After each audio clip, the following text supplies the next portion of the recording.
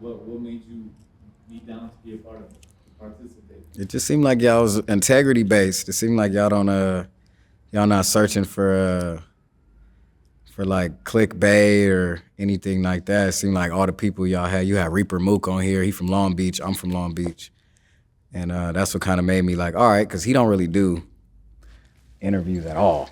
Like, so when I saw that and I saw BT, the homegirl, do one, hers went kind of viral. I was like, damn, like these is like, nah, respectfully, like regular people.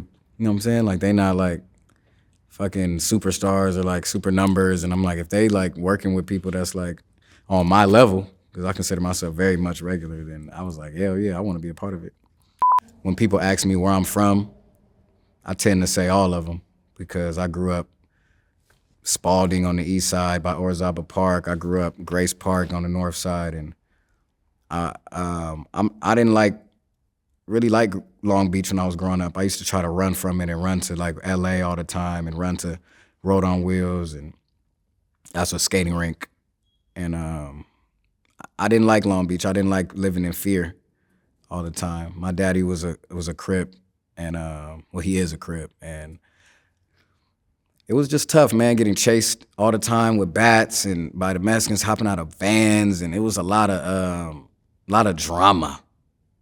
And Northside Long Beach is like not far from Compton, so Compton's like politics would bleed into my childhood, and it just was a lot. My dad tried everything he could to keep me away from it, but he's just one man.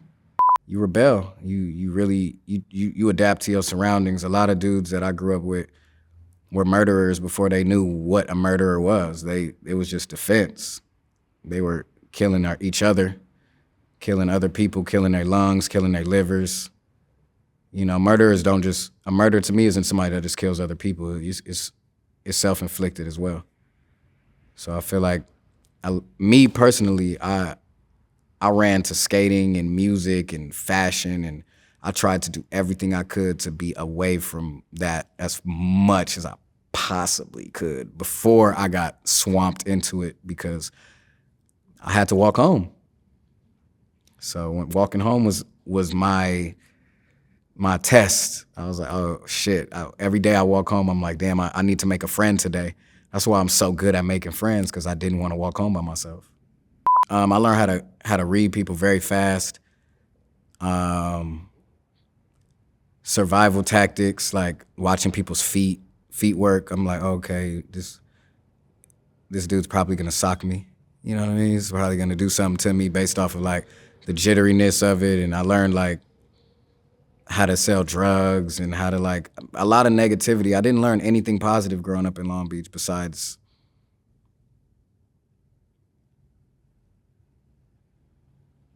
the little bit of religion that I got from my grandma's. And it was super weird because one of my grandmas was a lesbian and she was the mother of the church. So my other grandma and her beefed about that a lot. So even aside from the gangbanging, I had to deal with like the conflict of like my family not liking each other. You got to trust people to be themselves. You don't really know everybody, and you know you don't know anybody at the same time. You can know somebody for 12 years, and one night could make you just lose all trust for them.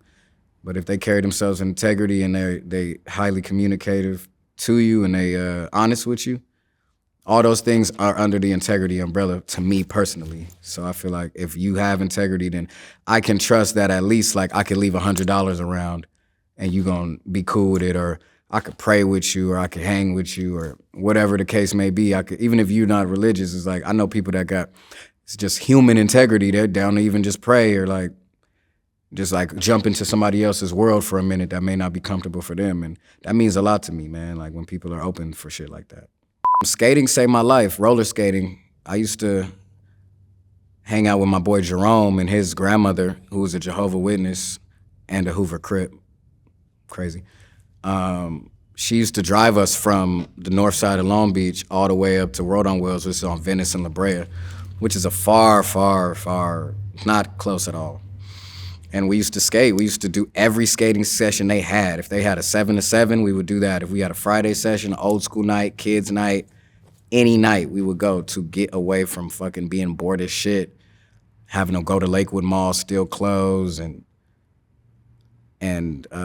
try to impress people that didn't really give a fuck about us and that were gonna go to jail for life anyway. So I was trying to impress them. But what made me start my own path was skating. That's when I got my first girlfriend.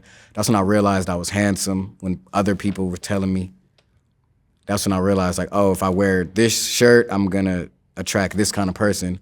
If I wear this kind of thing, I attract that person. And also when my cousin Kobe moved in with my grandma, he moved his record collection in as well. And that's when I learned about Jay Dilla and Madlib and hip hop. Hip hop is heavily influential. I feel like even like a Playboy Cardi listens to like MF Doom. You know, he shouted out MF Doom on his Die Lit album. You know, I feel like hip hop it hits a vein when you by yourself, when you just want to like not feel like a demon screaming in your ear for 3 minutes. You might want to listen to some Mos Def, teach you something. I feel like hip hop, the hip is putting information into you, and the hop is like a movement. So when people ask me like, what do you do? I'll be like, I'm an MC that makes hip hop. I'm a professional MC because I'm a master of ceremony. I move the crowd and I make hip hop. I give them knowledge and I make them move at the same time. And that's like very much important to me. No matter what lane I may dive into here and there, I'm always stick to hip hop. I would do that shit for free. I feel like I need to be a leader because I could take the blows. I could take criticism. I could take people not understanding me. I feel like I'm smart enough to be in a room full of atheists and make them cry and feel where I'm coming from, why God is so important to me. And I feel like I have a life comprehension skill. I can hang around somebody for 20 minutes and exactly understand how I can help them with the skill set that I have. And connect them with people that may help them even further. And on the second perspective, a lot of people aren't ready to be leaders. They don't have enough time in the day to even give to people. They don't have enough, they can't extend themselves to 200 people, 300 people. Imagine being like a prime minister of a country. Think about how much time you have to set aside for everyone. Think about even hosting a podcast, how much time you have to have for everyone, how much space you have to have, how much capacity do you really have in your heart for these people. And that shit is not easy. That shit is hard as fuck to really care. You could just hear people all day, but to care and to remember people's names, remember people's issues. Hey, how's your grandma? Is she good? It's not all about giving money. That's cool. But money could burden people more. And as a leader, I know what situation deserves what action. And it's always time. You're really just a shadow. And as soon as the light goes away, you're done. That's it. It's like no one remembers you. You could have, how many heart-to-hearts have you had with random strangers? And then ask yourself, how many heart-to-hearts have you had with people that really know you? They don't got time for you. A stranger will make time for you. He don't know you. He might help you out more than somebody you really know. So you have to make sure you're a leader in that aspect. Even I meet people all the time. I give them, anybody I meet, I tell them, hey, this is what I could offer you. This is what I have. And I'm very direct and I'm very transparent with that. If I can't help you, I won't even tease you. I won't even allow myself to do it. And that took a lot of hard work. That took a lot of failure and watching people be disappointed. Oh man, I forgot to call him back. Damn, I told him I would call him back after this. Man, I told him all it took was to write in your notes, or all it took was to put a little voice note, or the little time you put aside for other people. That's it. It has to be important to you if it's gonna matter. It has to be important to you. If not, you can't consider yourself a leader. You could just be like a very good role player. We live in a content-based society right now. It's very easy to to get through to somebody. Somebody could be in fucking Africa right now. Somebody could be in South America. Somebody could be in Canada, in Long Beach. And I used to be like, oh, I only do it for Long Beach. Da, da, da. And I realized how selfish that was. Like, it's one fucking small place in a big world. Like, it's so many people that are hurting and that need me as a leader. They need me. They need to look at me and be like, wow, this dude is black as midnight and is sharp and very much self-aware. And that takes a lot. It's not nothing you just gonna wake up and just be like, ooh, I'm self-aware. It's like, okay, well, did you call your grandpa? Did you call your uncle? Did you ask him how you were when you were a kid? Did you ask him, like, do you know who you are, seriously? Or are you just, is this a perception of who you want to be? That's what church is. It's community, communion. It's like a congregation of people that come together and they're all really in pain. Do we have anybody that's new to the church? Can they come to the front, please? You just see him break down crying. Can we pray for this brother? This brother lost his whole house fire. This brother lost his mother in a fire. Oh, instantly, community. He's crying for help. He's at church helping people. Now he's the church fucking pastor or like the leader of the youth ministry. And he has this testimony that's so strong that everyone cries. And then that him telling his testimony helps him tell his testimony. And now everybody's just helping each other. And it's the church group chat and accountability and all of it has this place. You need that. You need to make sure that people know you're in pain if you're feeling bad about something, because how the fuck is we gonna know if you got so much fucking pride in your way and so much ego? That's what the term blocking your blessing means. It's not an actual blockage of a blessing. It's actually you're not getting the help you need because you're afraid of whatever, being judged by other people who are hurting too, who are going to end up the same way as you in 100 years. We're all going to pretty much go to the same place. It's very much, life is very spiritual, very heavy. But it's like, if you're running from that all the time, you'll never see the fruits of the labor of you putting in all the work, you know? You'll never see it. You'll just die hurt. Transparency mixed with a lot of help, people telling their stories. It's almost like an AA meeting, you know? It's like, hey, my name's Briss. I'm an alcoholic. Boom, you already broke the ice. You're an alcoholic. You're aware? Cool. Now we can proceed. You know, they always say like the first step is like admitting it, I think, or something. Like the first step is just acknowledging that you have a fucking problem. And then once you can acknowledge that, I used to be very not mad, but I used to be like, annoyed by people like, oh, I'm 20 years sober today. It's like, okay, after the 10th year, you should have been like, all right, I'm sober. But it's like, no, they're still fighting to this day. Like they need to say that so that they're searching for accountability in the community. Oh, you know, bada boom, she's been 20 years sober. Damn, I just was drinking yesterday. Fuck. Now she's helping you, you're helping her because now she feels like she can help you. Oh, this is what I did to stay sober. This is what I did. And then you start getting to the root of it. And that's where the community comes in. The community helps you get to the root of the problem that you physically and mentally and spiritually can't get to because you're so busy running from it. I recently went sober about maybe like a month ago.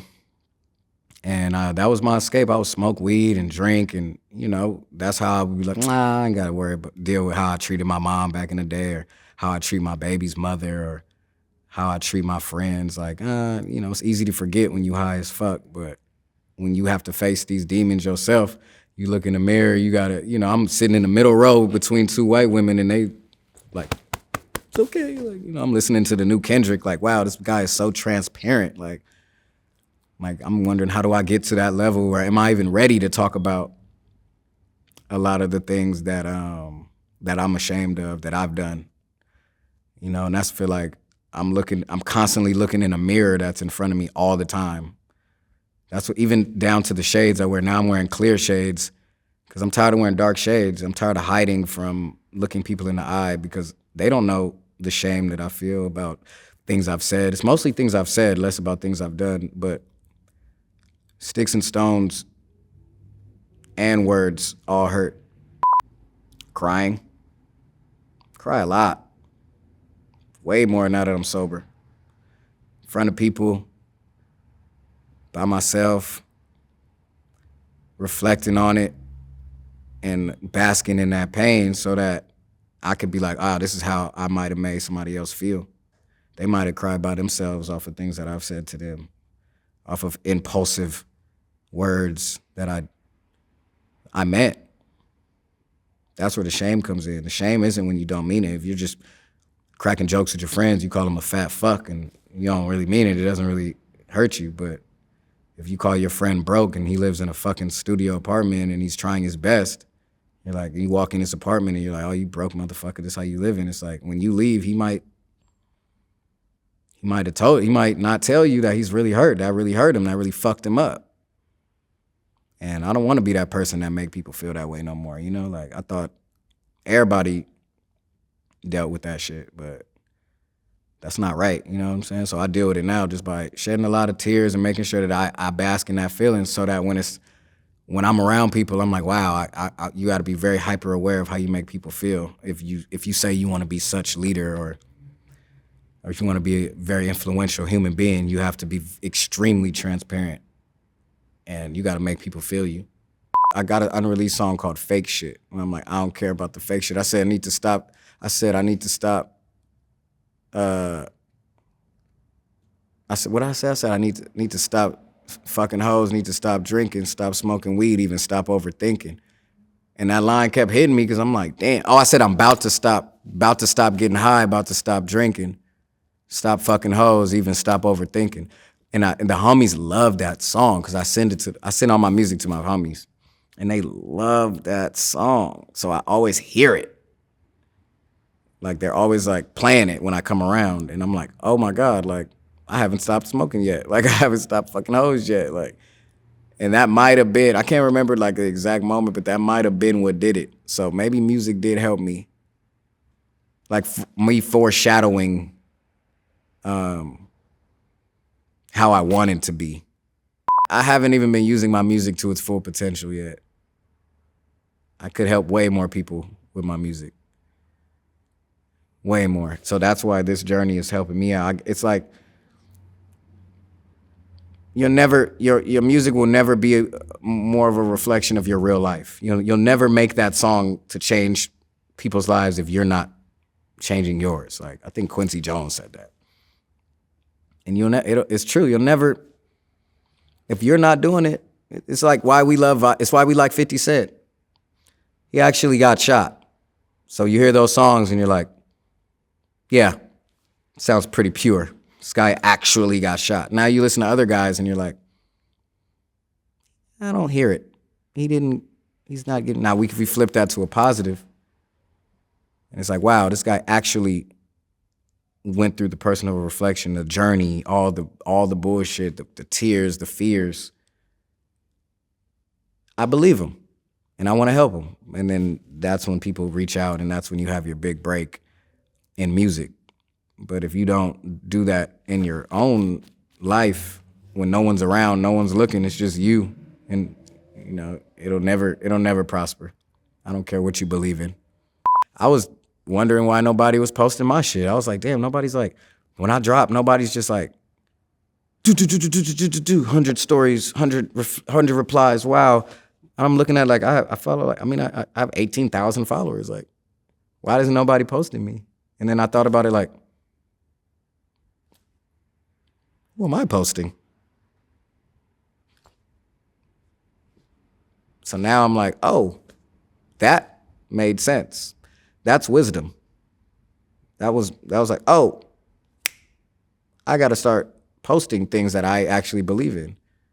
And if I believe in it, then I'll post it. And then it'll start like a little snowball effect of people like, oh, okay, he posted my shit, I'll post his shit. It's like if you go to jail, you give somebody, your honey bun. When you see he don't got it, he gonna double back and be like, if he's a good dude, he gonna double back and do it for you. So these days, I'd rather be shocked than disappointed. You know, if I show somebody love, I'd rather just be shocked he showed it back than disappointed he didn't. If somebody disrespects me, I always look back like, was my body language given like something? Like, what did I do to cause that? And it keeps you out of trouble because when you blame yourself, like, you know what, it was my fault. I apologize. That was my fault.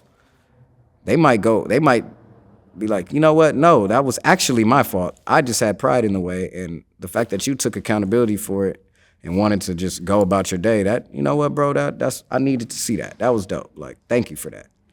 You taught me some accountability. Like, you know, you don't cut nobody off and to be surprised when you get cut off. Some people can handle it. I can't no more. I don't have it.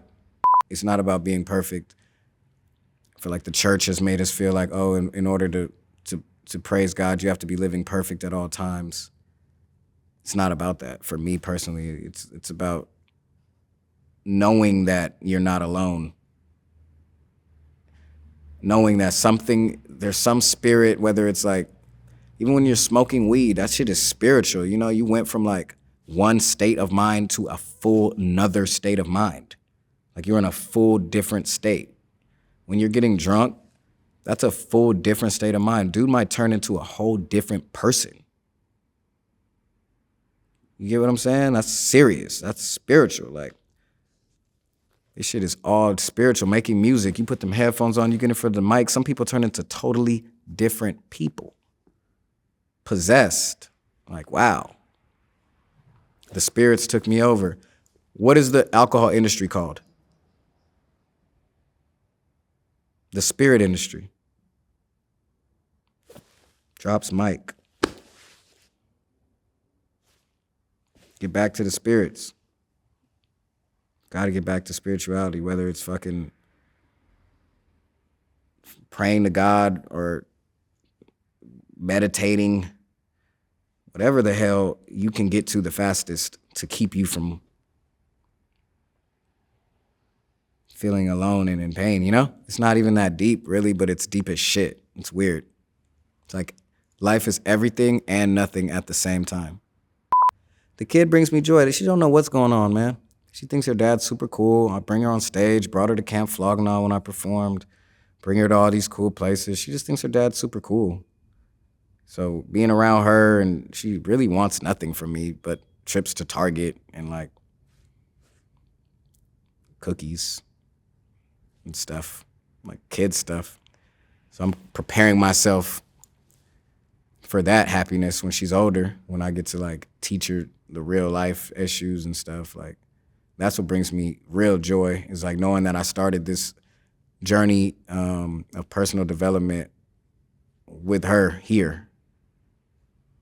That was like the best part. That's the best part of my life, for real. That brings me actually the most happiness. And knowing that I patched things up with her mother, and that I kind of like day by day I'm like chipping away at that. That brings me joy. That makes me happy. I feel like, me personally, like I grow slow. Like I'm a slow grower. So in a way, I feel like between her and her mother are both raising me as we speak. Like, you know what I mean? Like right now in real time. Everything for me is happening right now in real time. So I'm like learning. I have to be disciplined enough to, this is a kid, man. Like, she doesn't know, bro. And I have to make sure that I'm the one that teaches her that. And like, in order for me to teach her stuff, I got to go through all this personal development that we talking about right now. So in a way, yeah, you're right. Right now, she's in real time, she's teaching me how to like be a man and not react to everything I feel, and not listen to my head all the time. Listen to what my heart is saying. And in order to listen to your heart, you can't have nothing blocking it. Yeah, 32. It feels young. I don't feel like old at all, and it kind of scares me. If I look at it in a time sense, I'm like, oh shit. I'm like, oh my God, I miss 30 under 30 Forbes. Damn it, I missed doing this. Damn it, like, kind of makes me a little insecure sometimes when I think about it. Like, but then I think like, damn, I'm only 32. Like, I always measure time and age by like, if that person passed away at that age, would they say he was so young? Or would they say like, well, he he lived it up. He had it. He's like, I think people would be like, wow, yeah, still had to go to 42 and 52 and 62. I know people at 60 that are still working hard, like have to get up every day and work. So like, in that sense, I am young as shit. I'm looking forward to being in my final form, being in shape, being actually happy. I've never experienced real happiness before, like where I'm content with everything that's going on in my life, where like things are just rolling off my shoulder, negativity. I'm like, well, I'm happy. Who cares? Like, I've never felt real happiness before. I've always wanted more. I've always had desire. I was always taught as a young dude, like, go for more, like, keep more. And that never made me happy. I never lived in the present in my life, ever. I've always either been in the past hurting or in the future, like, plotting. I've never, like, sat.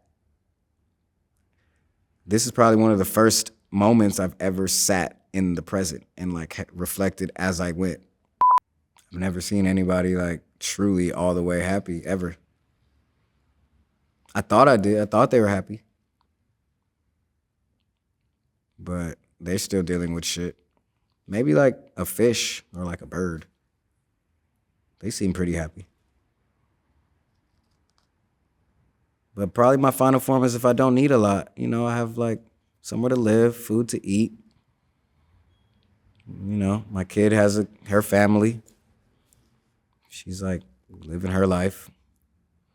She calls me like every week or so. Like, that's cool. That'll be cool. She still calls me and stuff. That'll be dope. I'll probably be happy then.